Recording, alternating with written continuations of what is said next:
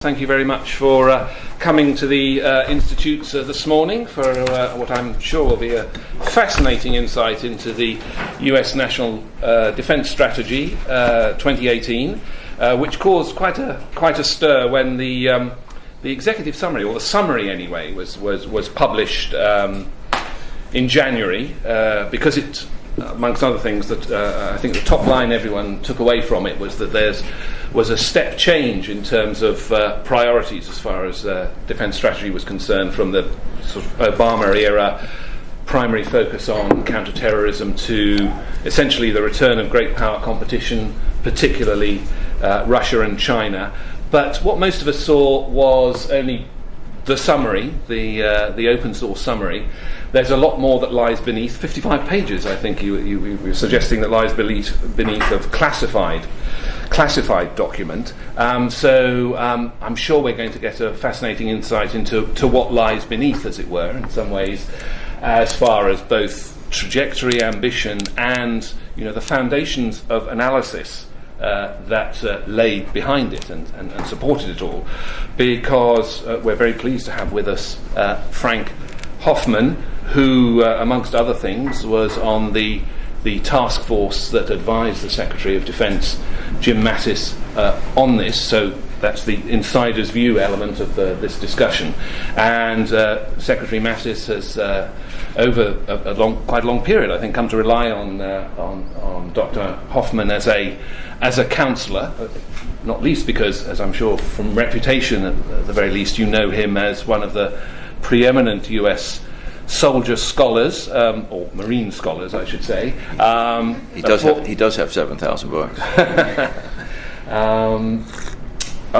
He was a US Marine officer, and both in uniform and subsequently did a lot to inform the US Marine Corps on strategy and future warfare. Of course, he blazed a trail in terms of analysing issues around the notion of hybrid warfare. He's served on multiple, he's been almost omnipresent, reading his biography, on multiple official Pentagon boards looking at issues of future warfare. So for that reason, and also the day job at the Institute for National Strategic Studies at the National Defense University, and also occupies his time significantly and adds to that set of very significant credentials. So for that reason, we're very pleased to have you here, Dr. Hoffman. I noticed that the headline to your talk is Sharpening the U.S. Military's Competitive Edge. So I look forward to hearing how you would you think this document takes us along that path. Over to you. Thank you very much. It's a great honor to be back here at Arundel House in IISS. I think it's my third or fourth appearance in about the last decade. It's always a great honor. I'd like to talk about the strategy. I have to issue one disclaimer to some degree. When I left Washington, I was given explicit instructions that I'm not speaking for the administration. I'm not a member of the government of the day. I do not hold a political appointment. I do wear the king's cloth and eat the king's salt, however, and I do have an insider perspective, and I'm authorized to speak somewhat authoritatively about how Mr. Mattis thinks about the defense strategy. I'll take Q&A. Yes, and one thing I should have said, I think we're going to say that this is an off-the-record event, so we can be more honest and open with each. That might help me. In September, I will be eligible for retirement. I'd like to get to September. I will finish 40 years of federal service this month, and in September I will reach age for retirement. So at least I'd like to get to that to some degree. But I'd like to speak freely, and I would like to answer questions as freely as possible. You understand this in context. This is the defense strategy. Mr. Trump put out a national security strategy that several of us worked on concurrently, and then this is the defense strategy, and that the Joint Staff will be putting out a military strategy later this year that will amplify, I think with some granularity, some of the things that Mr. Mattis has defined in his strategy. I'd like to talk about what is a good strategy just for a minute, and then get into our defense strategy and then talk about its implementation, some insights, and the conclusion. one click on this. There we go. I'm not sure how many people are familiar with this book, but I have lectured at the Higher Commanding Staff College course, and I understand that Professor Rumolt's actually lecturing now at Shrivium, which I'm glad to see. This is a book we use in all of our schools now at the National Defense University.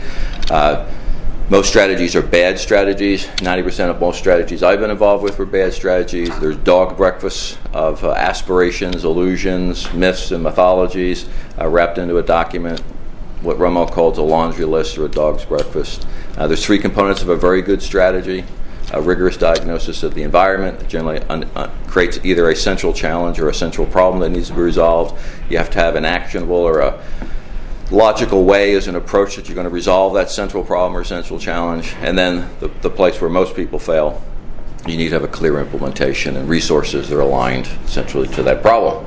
I think most strategies do suffer from that. Mr. Mattis was quite definitive that this was going to be a good strategy.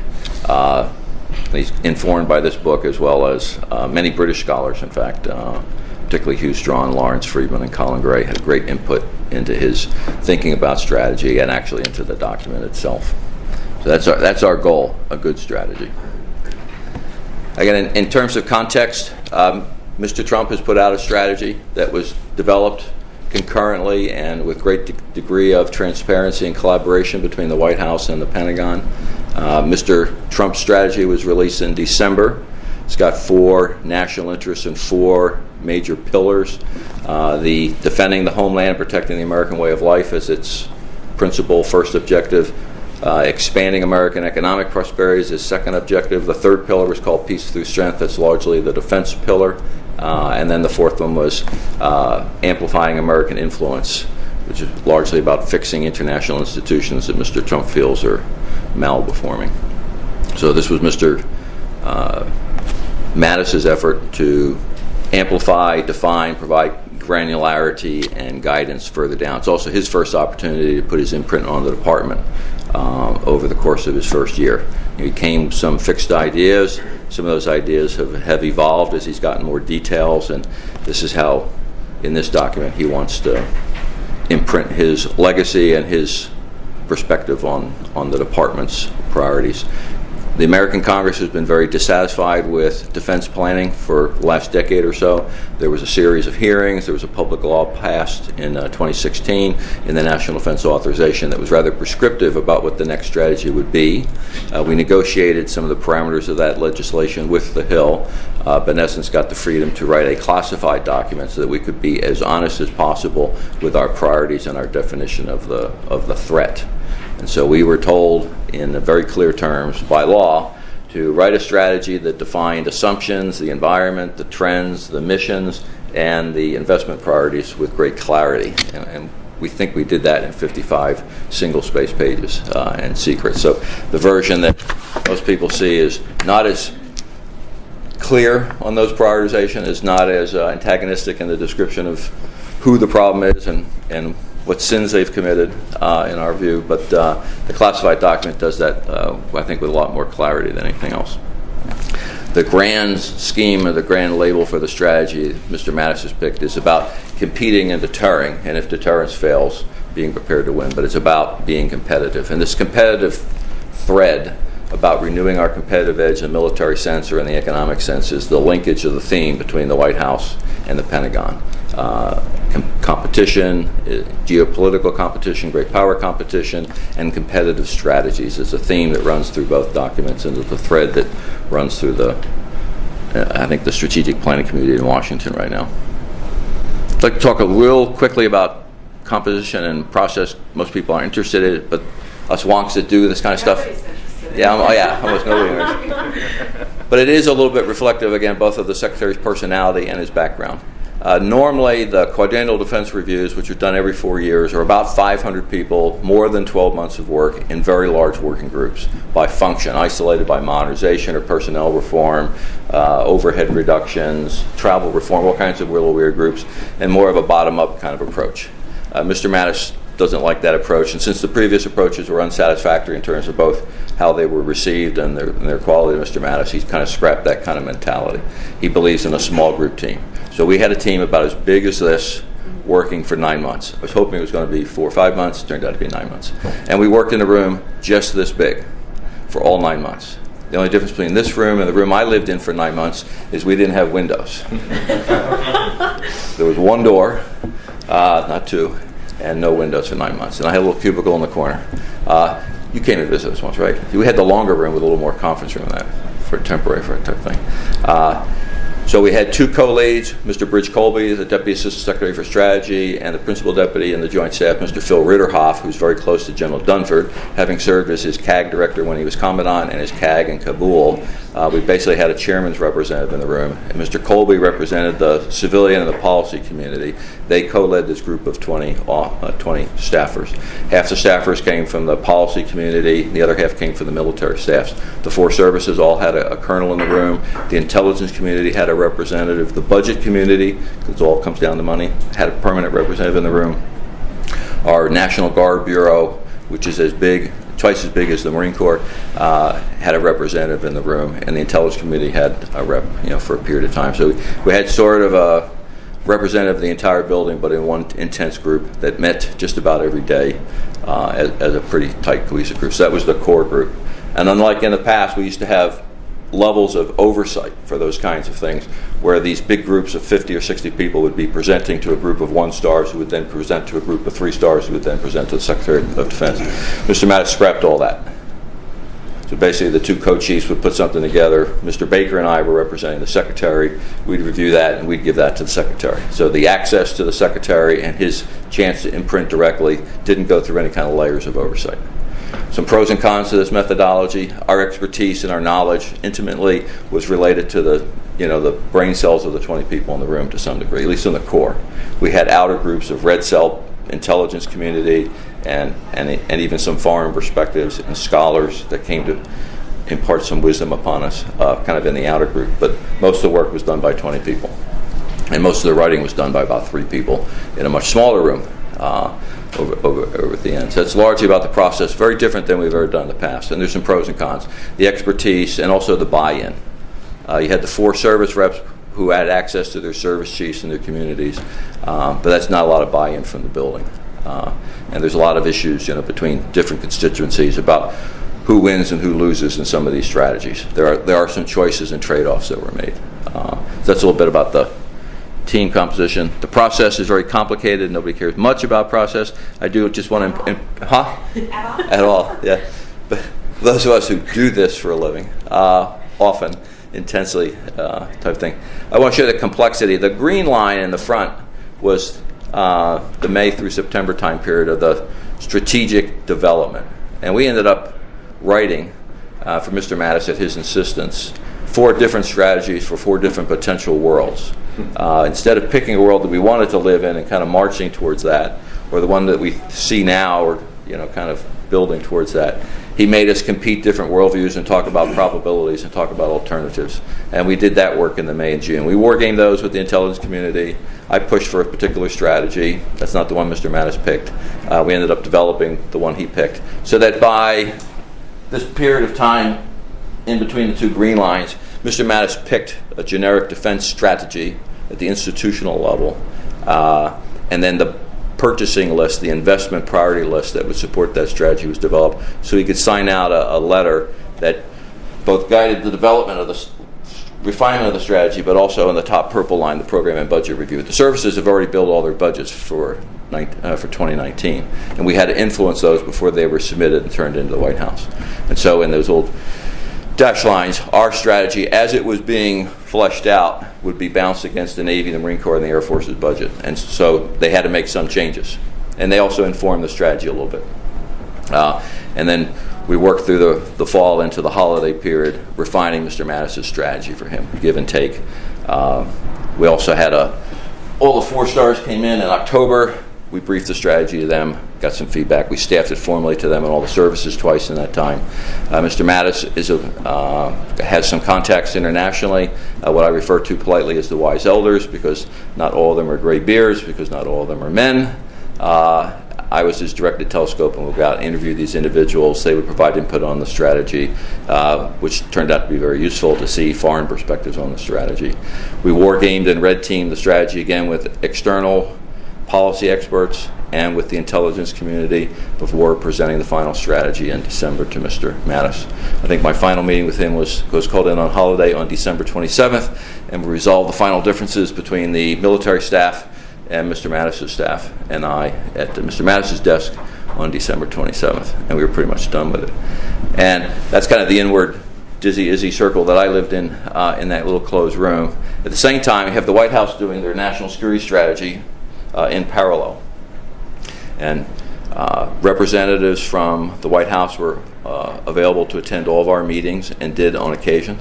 We went over there several times. Their team came and met with Mr. Mattis 3 times in the development of their strategy. And there was a cabinet meeting at the end of that for the presidential rollout in December of Mr. Trump's strategy. And then the nuclear posture review and the missile defense review were supposed to be going on and be done before we were done. So we would be informed of those and then integrate those into the larger defense strategy, because there's hundreds of billions of dollars tied up into the nuclear modernization and the missile defense issues. And those were, with great difficulty, then weaved and connected back into the strategy, making it kind of complicated. There's also this external commission led by Ambassador Edelman and Admiral Roughead. Congress always sets up an A team at the Pentagon, and then there's a B team, not to be secondary, but an alternative perspective. And they're developing their own perspective on what U.S. defense strategy should be. And they were supposed to provide us input in July and report out in November to guide Mr. Mattis' strategy, but they got formulated so late, they're now going to provide Congress their own external perspective later in the year. So all this is going on at the same time. This is the strategic outline. This is the basic guts of the classified document, which looks very different than this document. This is the one that has all the congressional requirements in the law are met in this. We are very explicit with the strategic environment, which I'll cover in a page, the trends, the threats, and the assumptions. We had 9 assumptions. We had 5 threats. We prioritized the 5 threats, prioritized the assumptions. The assumptions, unfortunately, are classified, but I'm allowed to talk about the first assumption, which was U.S. economic performance and defense spending, which is a degree of growth is capable to justify and afford the defense strategy we want. There's a central problem statement, which I'll go into a little bit. There's some defense ends, but I think the central problem statement is the most important end. We go into a strategic approach, which I'll kind of lay out the 3 ways, Mr. Mattis' 3 thrusts that he's trying to impart against the building. Then there's very wonky force management means, changes in our force posture overseas, changes in our capability investments and prioritize for those investments. There's a page on human capital, basically some changes in professional military education and civilian talent management that we need to support the strategy. There's a risk discussion. This is something we've always punted or ignored in our strategies. A discussion of the things that we still think are not covered by the strategy, or things that the strategy accepts as a risk that we're not going to be able to fulfill. Missions in portions of the world, tasks that we used to do in the Middle East, things that could occur that we're not building forces for. And we're very explicit, very classified part of the discussion. Congress wanted us to do that. I think we've satisfied them in that particular regard. That's some of where the trades and the risks and the trade-offs are most evident. And there's some appendixes in the back, a force prioritization matrix, and the force structure details, how big the Army and the Navy are going to be is covered in that.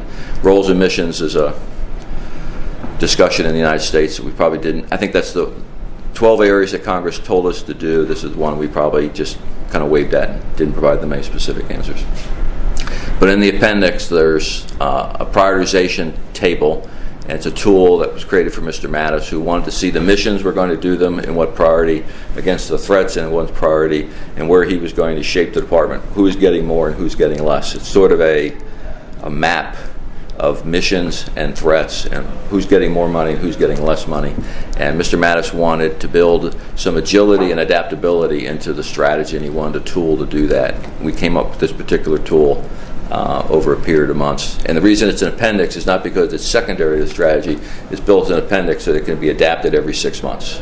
So the core strategy is still valid, but if the threat changes or some missions become more or less important, we can alter the matrix, and we can also alter the resource allocation. So if North Korea comes up in the threat level, or Iran was to move down the threat level, you wouldn't have to change the strategy or pull out page 5 of a 55-page strategy. You pull out Appendix 1, page 1, and you can change your threat prioritization and change your threat. Mr. Mattis is a great believer. One has to be both prudent thinking about strategy, but you mostly have to be adaptable. Our adversaries are going to make decisions that we have not yet forced upon them, or they have not yet seized an opportunity. So you need to accept the fact that your assumptions and your hypothesis, your strategy, are subject to other people's decisions.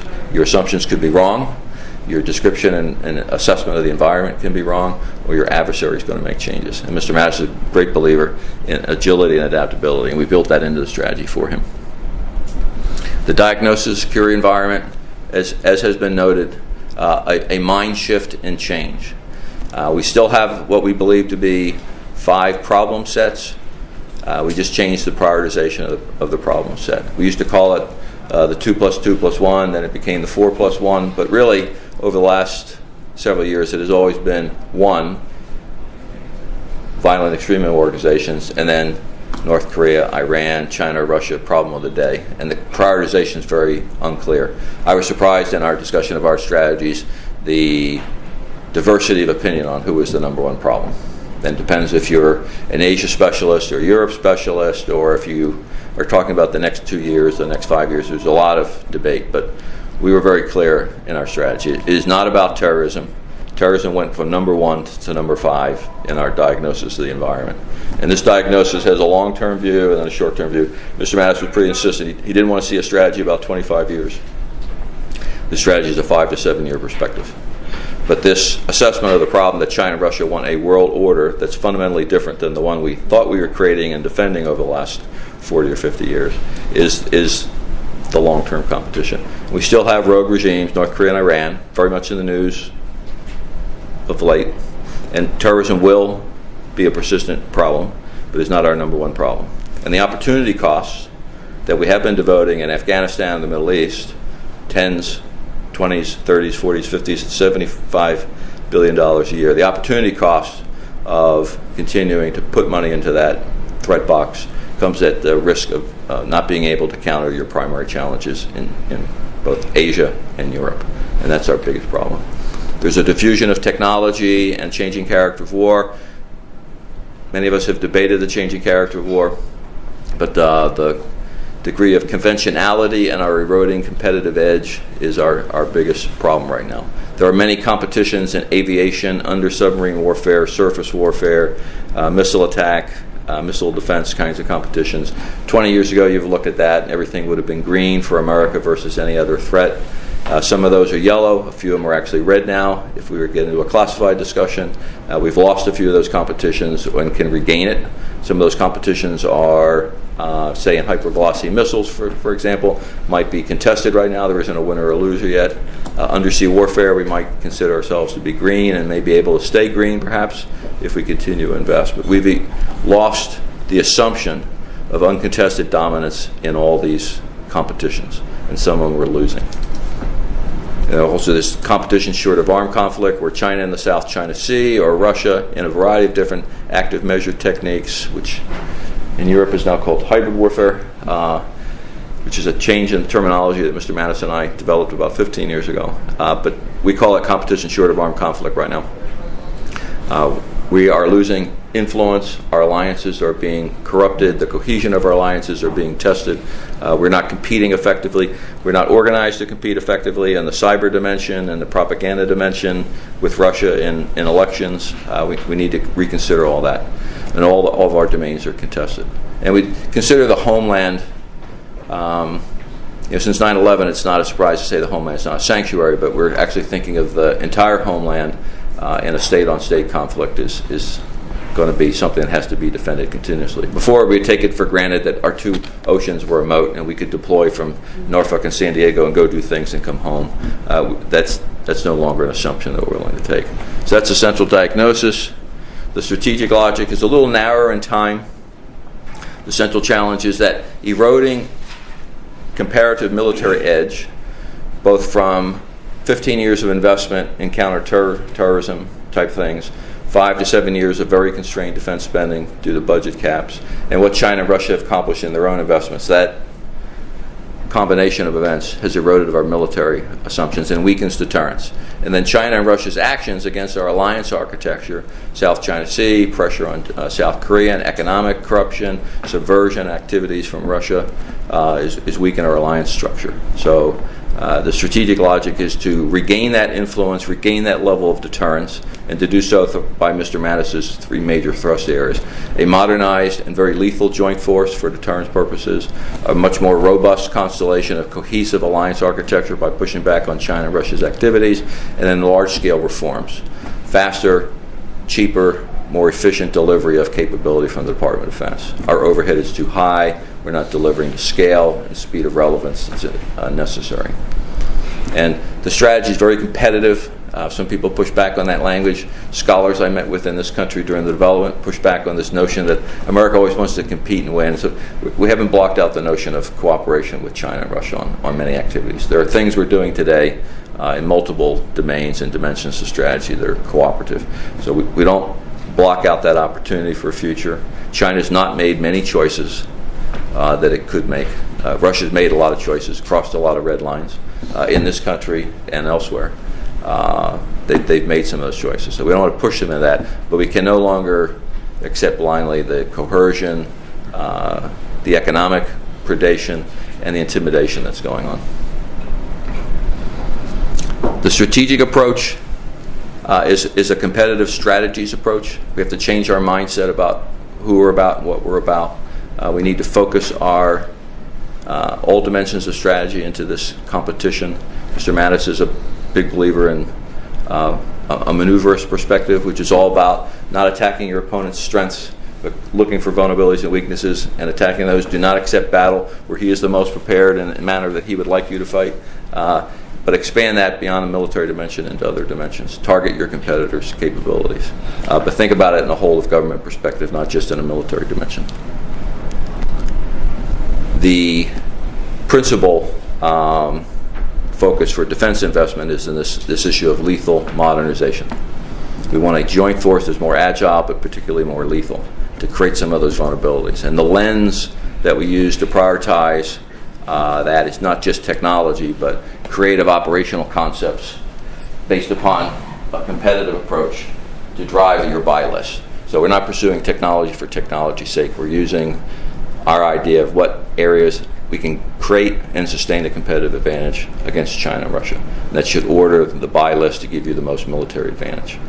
So those key capabilities should not be everything. We can't compete everywhere and be successful everywhere, but the ones that we have to be in is the most important part.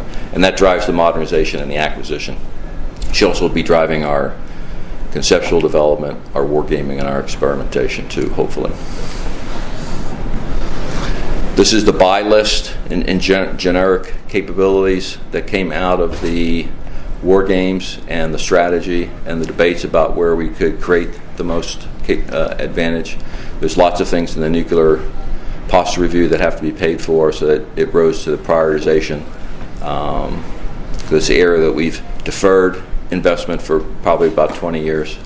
Our bombers and our ballistic missiles and intercontinental ballistic missiles are as old as I am, or as old at least as my service, 40-some years now, so they need to be reinvested. Joint lethality in contested environments is the combination of both aviation and ground capabilities into one concept. Number 7, this notion of artificial intelligence enabled systems, autonomy and unmanned systems is now part of the capability development prioritization list. And I won't be surprised if that rises in priority over time. If this strategy was done 2 years from now, that might change a little bit. And autonomy and AI and big data actually serves all of these. It touches upon them. It could actually be inverted from horizontal to more vertical. Both particularly in space and cyber defense, our defensive capabilities will be certainly AI enabled, as missile defense already is. And we'll see more autonomy and probably in joint lethality and maneuver capabilities, not in the next decade, but certainly beyond that. Obviously the commercial world's ahead of us, but we need to catch up there. The more businessy and boring for us policy wonks in the building that don't like to get in this is the institutional reform piece. We are encumbered with acquisition systems and processes that eliminate all risk, and develop the most exquisite, expensive programs in the world.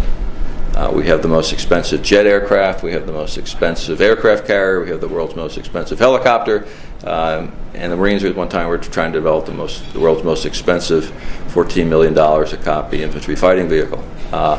And we spent 30 years on that and have nothing to show for it.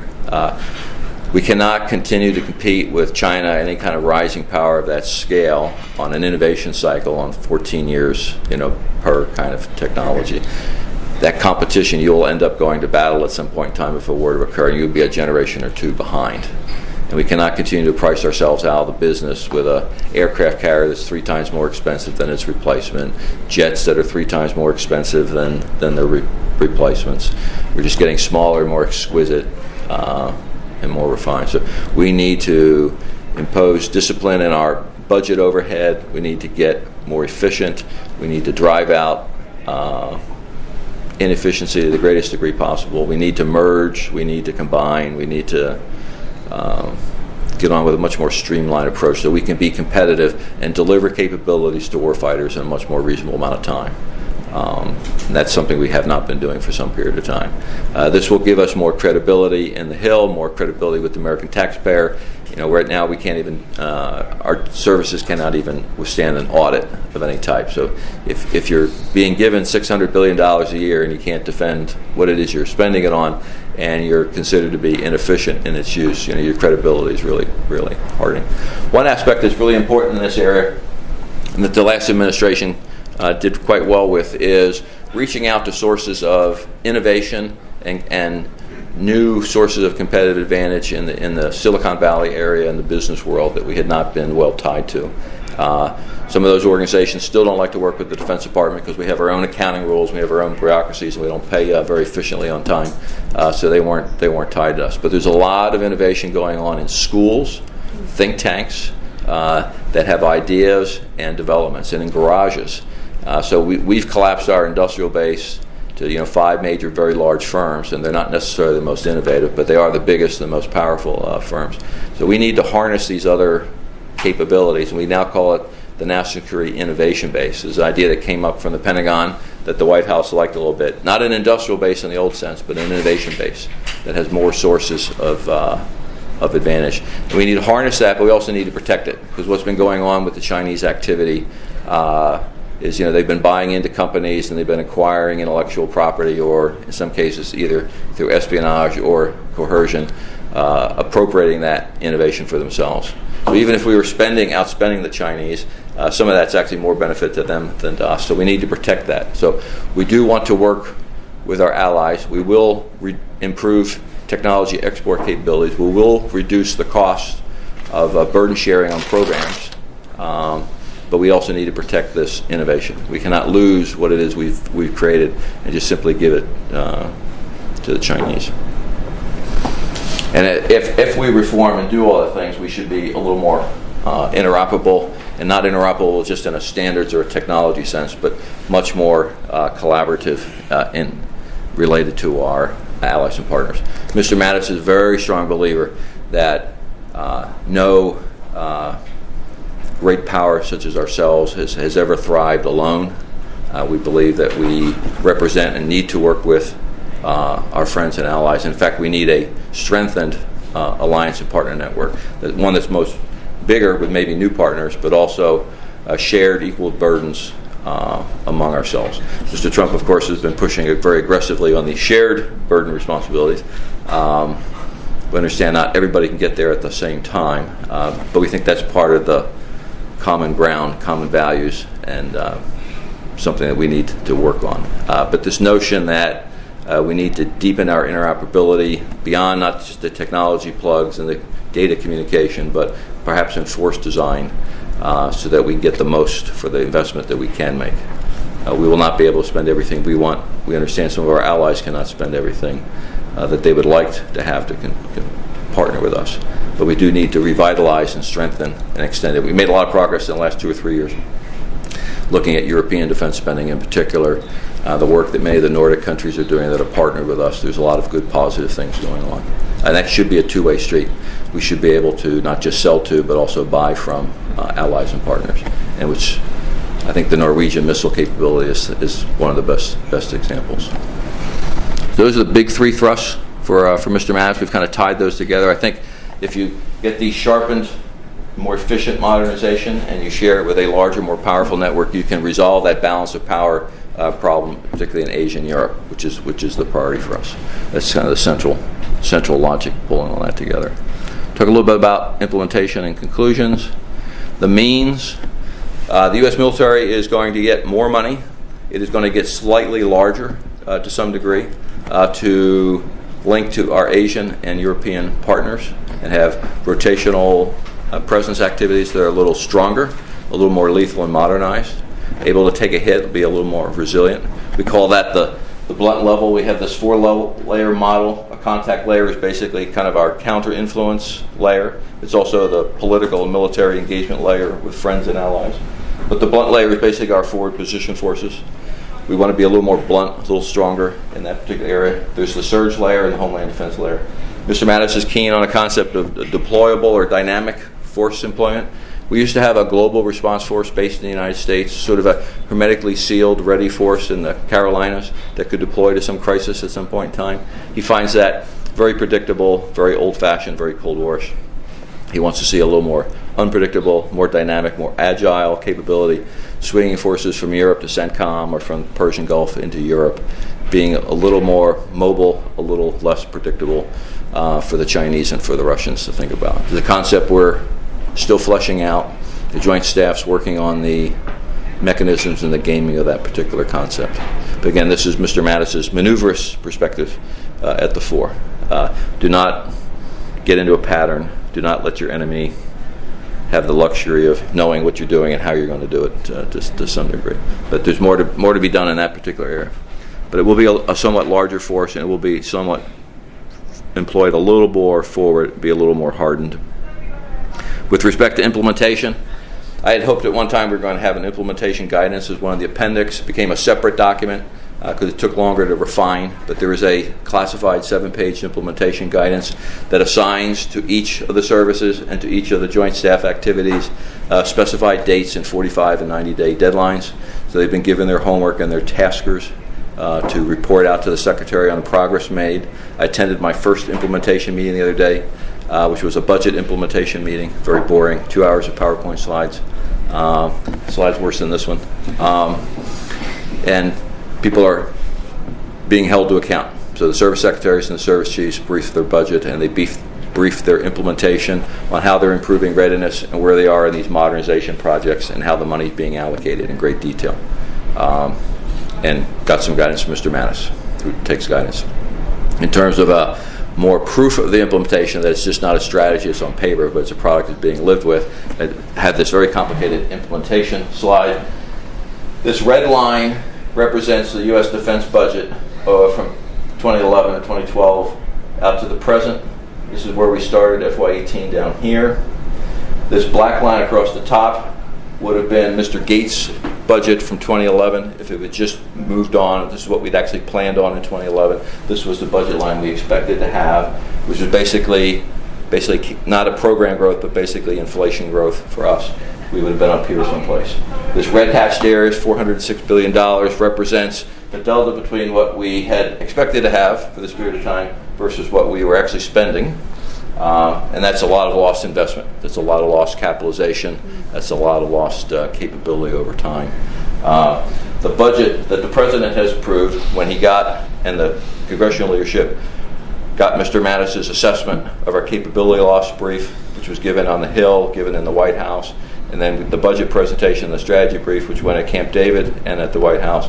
Congress has rescinded the caps and has given us an 18 budget and a 19 budget that would bring us back to the level exactly where we thought we were going to be 7 or 8 years ago. So the good news is that the White House and Congress has agreed with the diagnosis and has agreed with the solution set and has written a check for it for 2 years.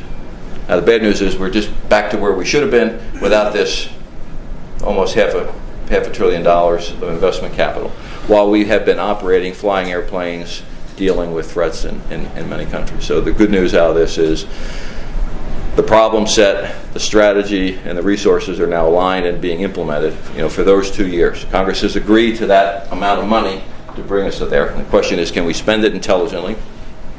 Since it's coming halfway into a year, the first $80 billion increase in FY18, it'll be difficult to spend intelligently, and that's what that last meeting was for 2 hours, making sure that we're spending that money efficiently so we can get the rest.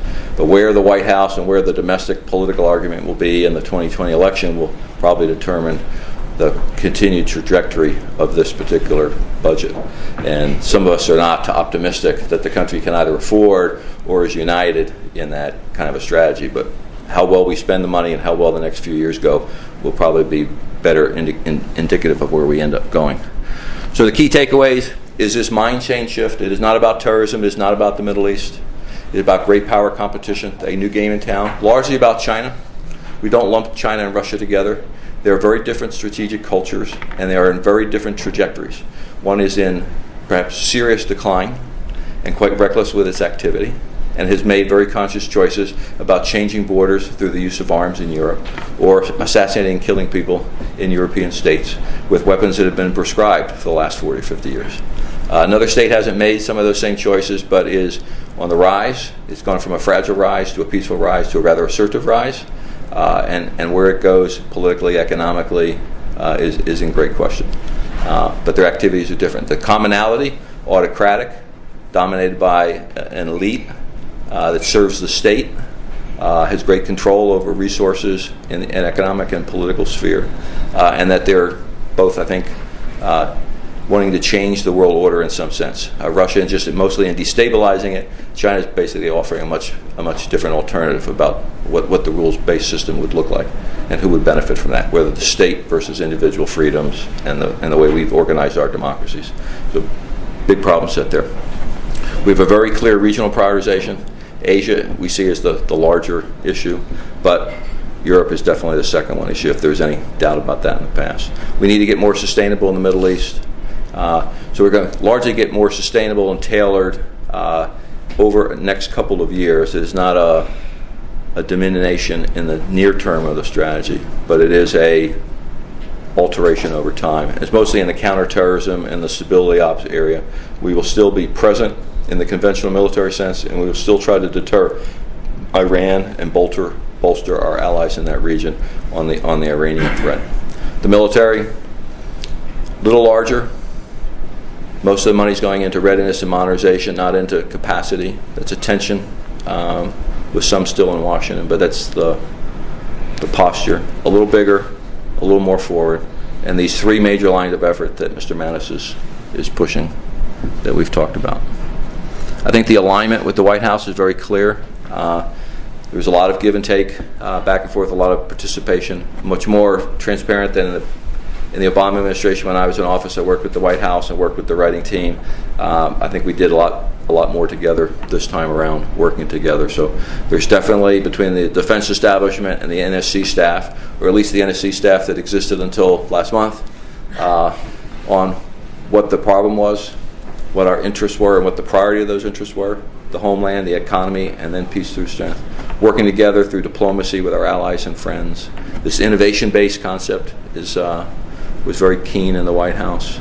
The need to enhance our posture and the modernization as the priority. And then the critical importance of allies to that whole effort is definitely a key part. I think it's a key part of the national security strategy. Now, whether we get the president to agree to be guided by those strategy, I think is the critical uncertainty of that. So we can talk about that during the Q&A. And I think I'm at my final slide. Yes? I can assure you that Mr. Mattis keeps people up late at night, because I know I was kept up late at night quite a bit. And with that, I'd like to get into some Q&A. Great. Thank you very much for that. As predicted, a very information-rich insight into a critical issue and a critical document. But as always, with such insights, usually only by lifting back the veil only stimulates more questions. So please do let me know, and I've already got one or two people who wanting to ask intervene. Please identify yourself when I recognise you. I recognise General Jonathan Shaw first. Thank you very much. If I could just say thank you very much indeed for that very fascinating talk. I worked with General Mattis for many years. I know before him, it's one of my great admirer of him, delighted that he is sec there, and long may he stay there. Because I think that may be one of the key vulnerabilities of this plan. Fascinating talk. I'll add that as the fifth uncertainty. There you go. Two puzzles and one disappointment that come out of it. The puzzle. How economically sustainable is this? It does seem to, and I'm fascinated that the one assumption you've made on this was that it will be economically sustainable, and yet you look at the rise in the American debt, the debt crisis just racing away in contravention of everything Trump said on the campaign trail, and I just question how sustainable this is, because it does remind me of the Soviet Union economically collapsing itself in an arms race, and I just wonder if you're doing the same thing. Leads on to the second puzzle, which is how politically sustainable is this? If you look at the opposition on the alt-right tweeting madly against any strike against Syria, actually harking back to Trump's posture in his whole election campaign, what the hell's the Middle East got to do with us? And there seems to be a real contradiction there, and I do question how politically sustainable this all is. Both of those uncertainties lead me to the possibility that this will fail over time. I was also interested in you saying that this is only a strategy for 5 to 7 years. Yep. I would say that's far too short for any kind of long-term strategy. That leads me to the disappointment, which is really that America has chosen not to go down the route advocated by Kissinger and the late Brzezinski, who both opted for what you might call an accommodation of rising powers rather than competition with them. Which means that from a historical perspective, America would seem to be pressing the accelerator for the Thucydides trap, and that's a real danger for the world. If that's true, then what we're seeing here is actually more a delaying operation rather than a winning operation. Excellent. That's not a question. Yeah, to respond. Yeah, respond to this a little bit.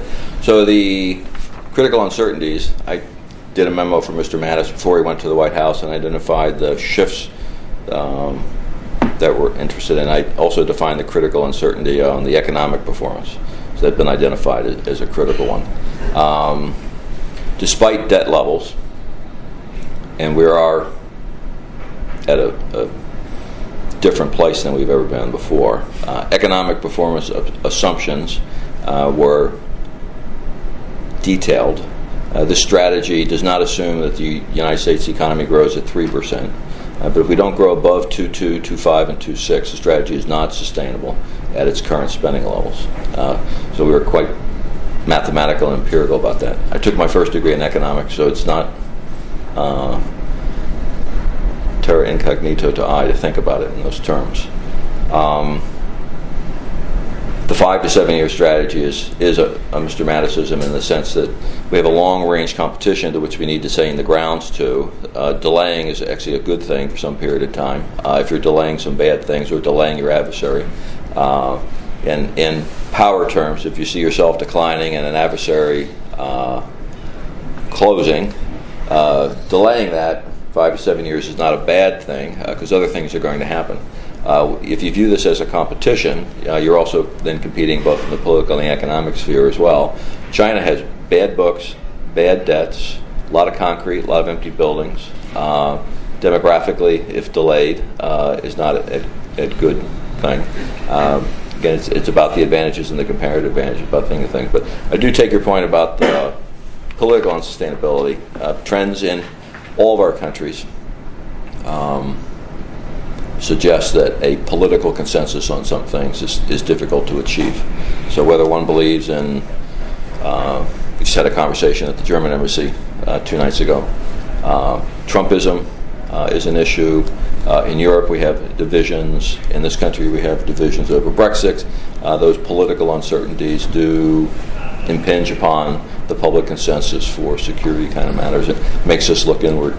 I walked through Waterstones last night because I have to come to Waterstones to see real bookstores. We don't have real bookstores in America anymore.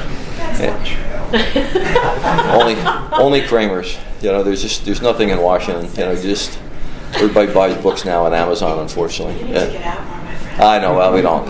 I'm kept up at night. I don't have a lot of reason. I get. But what are the best books right now? The End of Globalization, The End of Western Liberalism, Edward Luce's work. You know what the number one book in America or Washington D.C. right now? Strategy of Star Wars. Well, that's the wonky book. In the public literature, which includes the policy wonks, Madeleine Albright's book on fascism. We do have these concerns in our body politic, and to the degree that Russia's already crossed so many lines, that has been beneficial. Alliance spending, alliance cohesion, capability investments, and our attention to Europe because of Russia's mistakes has already benefited, I think, the strategy, and will continue to do so. If China is to engage the way that I believe it is and believe it will be perceived, I think our body politics will cohere some more to some things, although great deal of divisions and challenges right now. So your critical uncertainty was defined in writing and made explicit to Mr. Mattis and to the White House. And despite that, they wrote the check. So if that buys us 2 years or that buys us 4 years, we have to take advantage of that and not be complacent about it. Don't spend the money badly. Show the American taxpayer that you've delivered something on that, and continue to work with the allies and partners. Corey, sure. So I have a follow-up on the sustainability question, but first a suggestion, which is you might want to take a different picture in which the Secretary of Defense looks better rested and less fraught, because your message... That is a good picture. Your message is mixed. Yeah. He's clearly up at night on the basis of that picture. He is. So your message is mixed. What's that cream we wanted to get him? It's apparently rather expensive. I actually went to get some of that to bring it to a staff meeting, which I thought would be funny, but I'm told not to do it. But Question on the sustainability of this strategy. You dealt with it as a big, broad issue. I want to ask you to deal with it as a concrete force planning issue. So 2 of your assumptions seem to me heroic.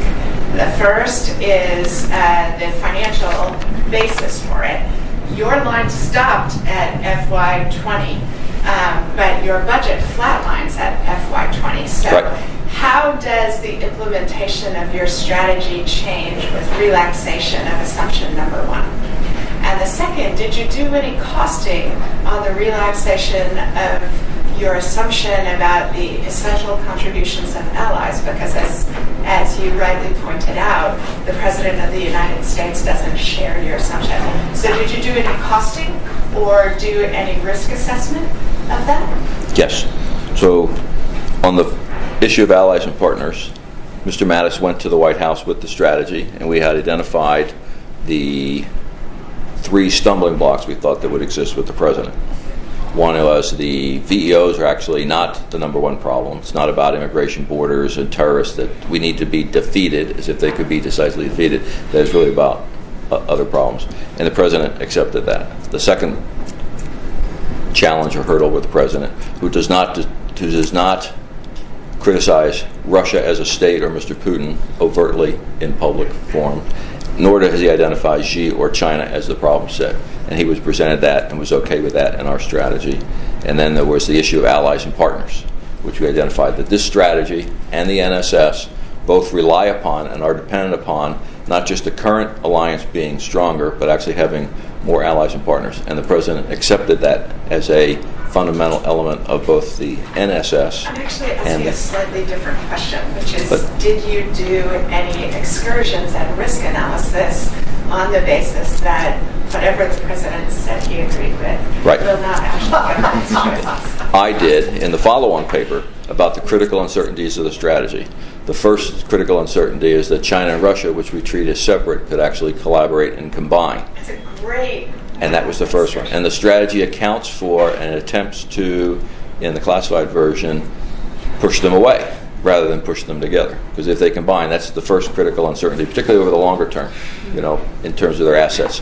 That's great. Yeah, and there's issues of that they do and don't do well, but they have been exercising together in down the Mediterranean. And 2 years ago, I was up in the Baltics doing some work with NATO on maritime strategy, and a ship. I was with the Danish and the German CNO at some window in the Kiel Hotel looking out, and there was a frigate coming by that I had never recognized out there outside of Kiel, and I was trying to look at, it was an outline of a ship I'd never seen before, and the Danish CNO came up to me and said, "What's the matter, Frank? You don't recognize that frigate?" And I said, "No, sir, I do not. I've never seen that frigate before." And he says, "That's because you've never seen a brand new Chinese frigate in the Baltic Sea." It was going into the Kiel Canal. So they're present, they're there, they were there to send a message, they're operating places. So this is the first one. The second critical vulnerability that we did do some economic work on is U.S. economic performance. We did cost out some issues of debt. I've studied it in some detail. I have papers that I wrote for Mr. Mattis. A paper I'm trying to get published is a significant issue, looking at it in very quantitative terms. In 2023, thanks to things like the tax cut, things that we have done that seem to contravene our own strategy, we've increased our debt levels. We're going from $20 trillion of debt to $30 trillion in debt.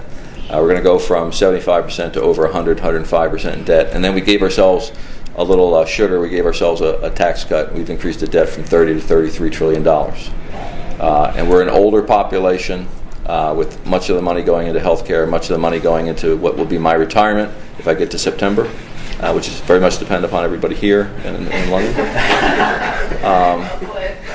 But you know, we are a different population. We import. We're a debtor nation, but we still have some advantages. So debt in and of itself isn't bad. But we're coming to it in 2023. The United States is projected at its current interest level and current debt levels to be spending $700 billion a year on its credit card debt, while spending $679 billion on its defense.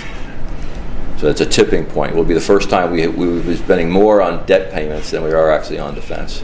And that kind of a tipping point was very consciously. The third issue, and gets back to specifically the question, allied cohesion and capability is the third identified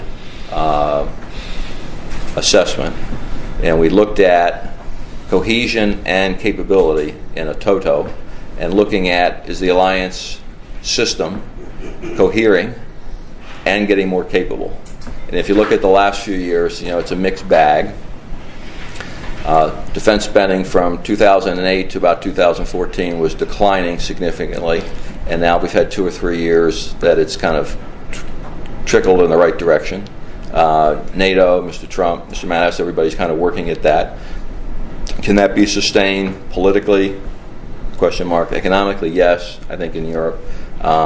We're trying to quantify it in a qualitative and a quantitative sense. However, Brexit, question mark, and how that affects defense, which I think is negatively. Turkey, in or out, affects alliance capability totals and cohesion, question mark. So I painted these worlds, and published an article in Joint Force Quarterly, plugged my own journal from National Defense University. The 3 critical uncertainties in the strategy are articulated in an article called Multiple Futures, where we look at China and Russia, we look at U.S. economic performance, 1%, 2%, 2.5%, 2.6%, what worlds we could possibly live in. And we tried to quantify this cohesion and capability. But again, if Russia continues to make the mistakes it did, killing citizens in Salisbury with chemical weapons, some of these activities that are beyond the pale will help push. Our adversary is just about capable of making as many mistakes as we are. We just have to have, less mistakes in both sides of the game. Great. It's. I'll try and squeeze in one more question. Interestingly, they didn't kill anyone in Salisbury. Actually. That's right. That's right. Which is an intriguing conundrum in the context of where the finger is pointing. And it's great that we've had a lot of discussion on the allies and partners. Certainly, one of my issues has been, as the US steams over the innovation horizon and everything else, that poses as many integration and interoperability problems for allies as it does challenges for potential opponents. But let's squeeze in one more question from Mahmoud. I'm Mahmoud Ali, a member of the Institute for Korea. Yay, thank you! And a war studies alumnus from King's. There you are. Question. Excellent. Thank you so much for your insights. What are the red lines for China that, should China choose to cross, would elicit some sort of action from Pacific Command or the Strategic Command or both? And whether these have been conveyed to the Chinese, are they aware, have they been signaled? Thank you. Just before you do that, sorry, Brigadier Ewan, you had a question as well. Thank you. Ewan Mercer from DCDC. I was just intrigued when you presented your four sort of circles there that you talked about the expansion of the competitive space amongst the others, but then seemed to prioritise that when you refer to the others as sort of supporting lines of effort. So noting what you said about the sort of, we all understand the changing character of conflict, but is that expanding competitive space overlaid with technological developments talking to a change in the nature of the conflict going forward, do you think? Not inside the strategy. Two of the slides I did not bring or use for this audience. The expanding the competitive space discussion, that's kind of the mental framework for bringing together these three lines of effort, has a military dimension to it.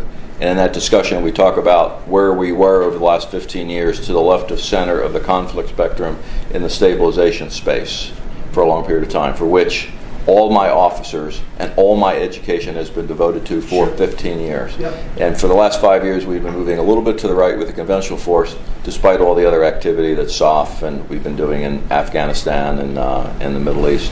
And the need to move to a scaled problem of high intensity nature with both Russia and China is part of that conversation. But sometimes the strategy is misinterpreted as we're going purely conventional, purely high intensity. Slide I should have had here for this conversation. I'll carry on. We can have an offline discussion, but we need to expand the competitive space in the military dimension, and much of the discussion is about the lower end, that we're not organized to deal with counter-propaganda, counter-influence activities, kind of in the South China Sea, which are some of the red lines. I would expect pretty soon passage rights, air interdiction zone permissions.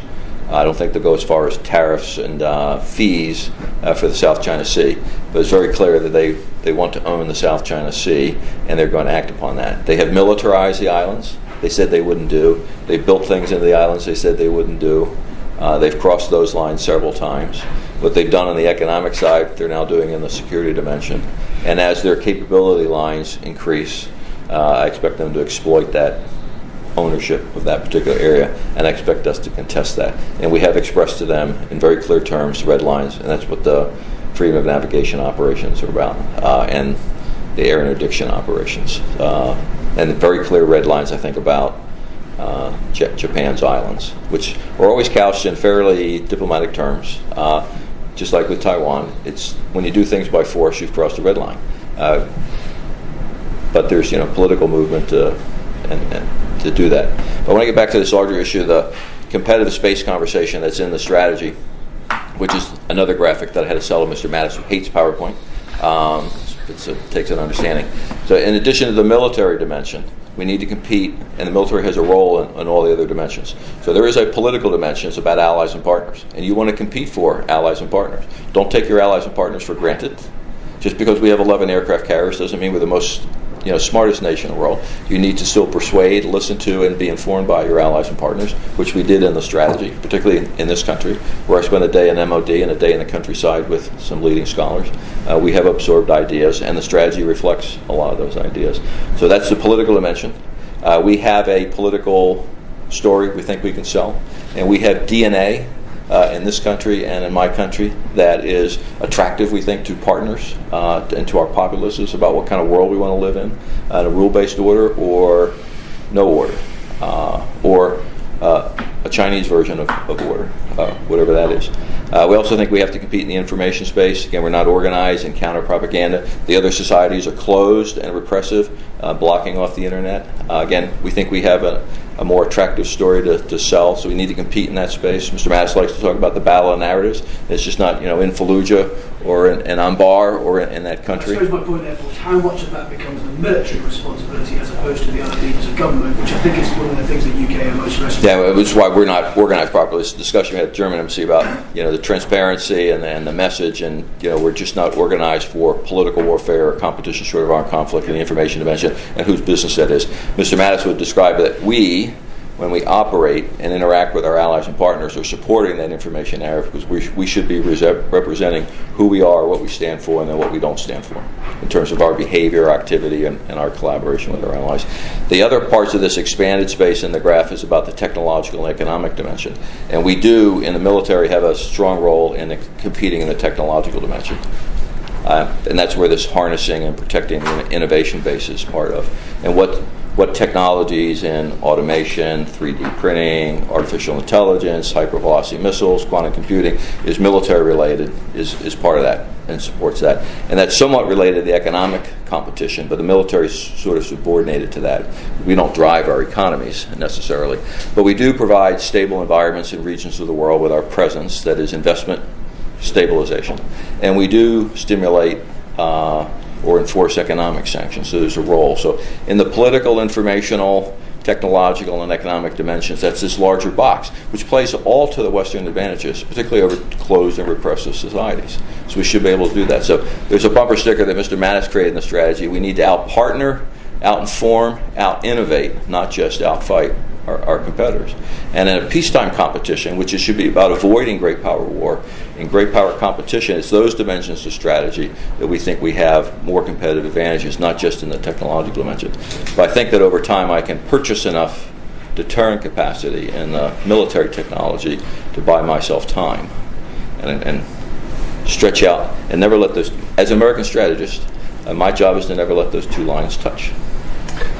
Frank, thank you very much. I think I probably need to draw our proceedings to a close, but you may want to engage in. Love to stay. I have no appointments for the morning. Thank you very much for what's been a really informative